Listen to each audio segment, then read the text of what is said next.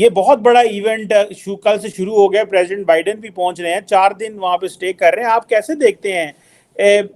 मोदी साहब को गुरु कहना चाहिए?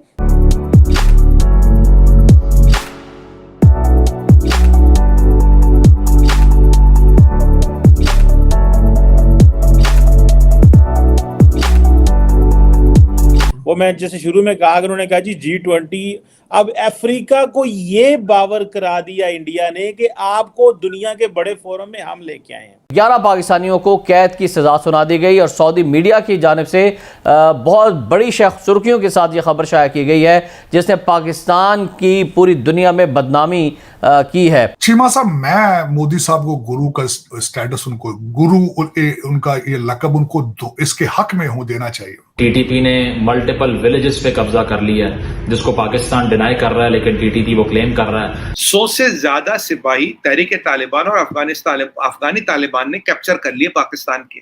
हिंदुस्तान के लिए मोदी जी इज ए गुरु, और आपको भी मॉडल, आई विश कि आपको भी उस तरह का कोई मॉडल मिले। 25 के करीब शहर हैं जो यूएई के अंदर बैन किए जा चुके हैं कि इनमें से किसी भी शहरी को दुबई में अब आने नहीं दिया जाएगा, और वो क्रॉस लगा दिया गया, जिनमें से ज्यादातर जनूबी पंजाब के लोग हैं। लेकिन जो पैकेजेस लेकर जा रहे हैं, अगर आप देखें, आप जो पैकेजेस लेकर जा रहे हैं भारत के लिए, वो आज तक मेरे ख्याल में माजी में किसी प्रेसिडेंट ने नहीं दिए होंगे।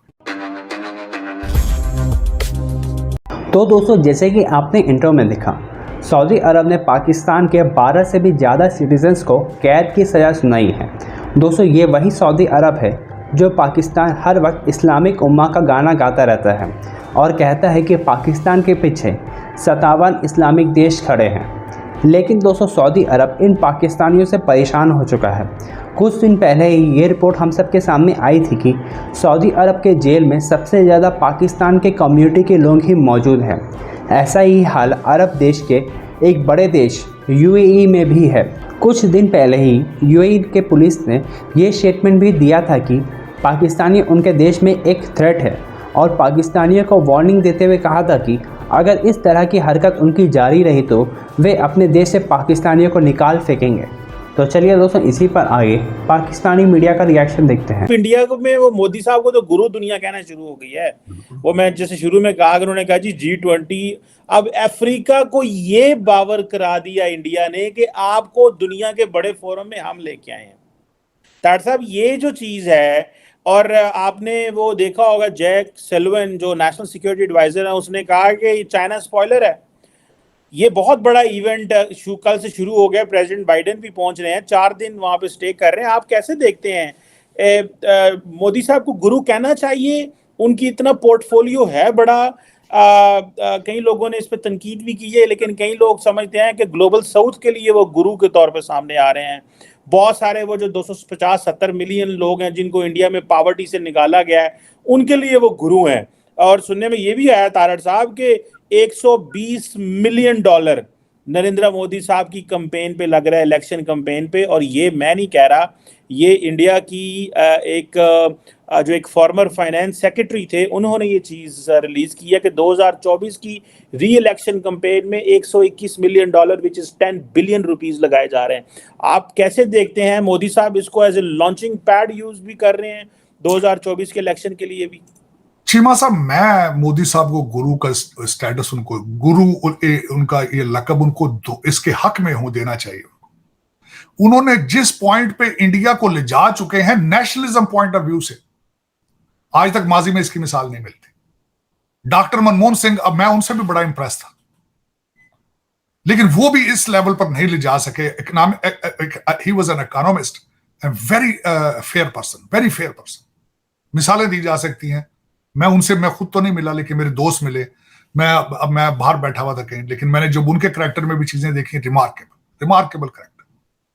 लेकिन मोदी जो देखिए, सबसे बड़ी बात, आपको पसंद, हमारे देखने वाले पाकिस्तानी भाइयों को ये बात अच्छी ना लगे तो कोई फर्क नहीं पड़ता, लेकिन मैं हमेशा ये कहता रहा हूं, हिंदुस्तान के लिए मोदी जी इज ए गुरु, और आपको भी मॉडल, आई विश कि आपको भी उस तरह का कोई मॉडल मिले। यहां से जो हमारे जो बाइडेन साहब जा रहे हैं, अगर बच गए कोरोना से, क्योंकि उनकी वाइफ को कोरोना है, और वैसे भी बुजुर्ग आदमी है, उनके लिए इतनी लंबी फ्लाइट तो पता नहीं क्या करेंगे, कश्ती पे जाएंगे या जहाज पे जाएंगे, पता नहीं किस तरह जाएंगे।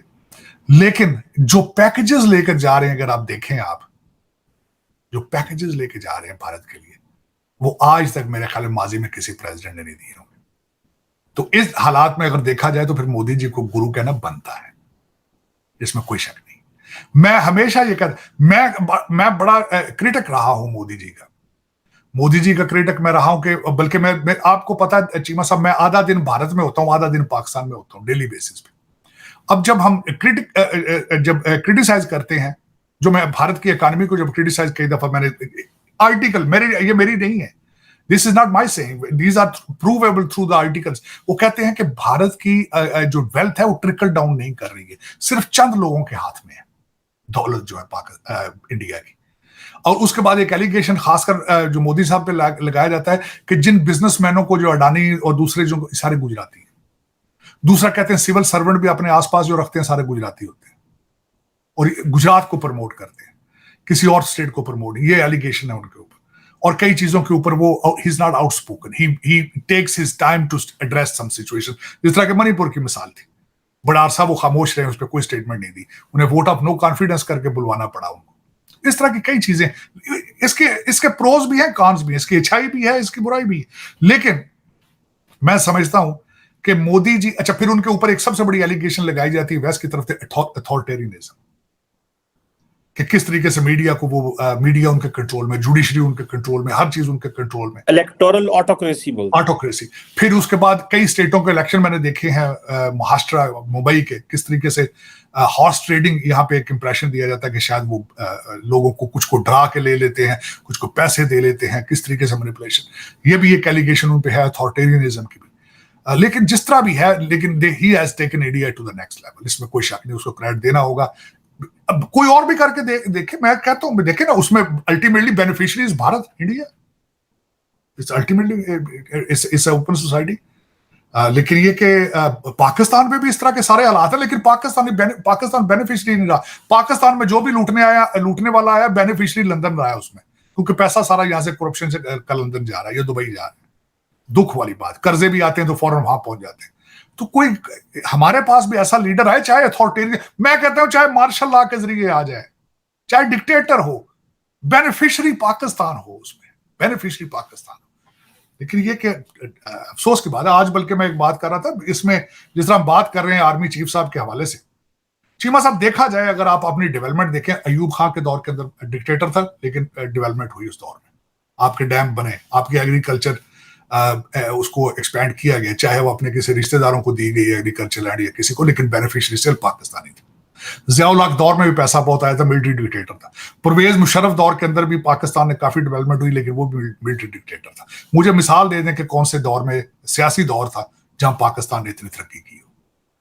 ये भी मैंने आज ये आर्टिकल पढ़ा इसके बारे में।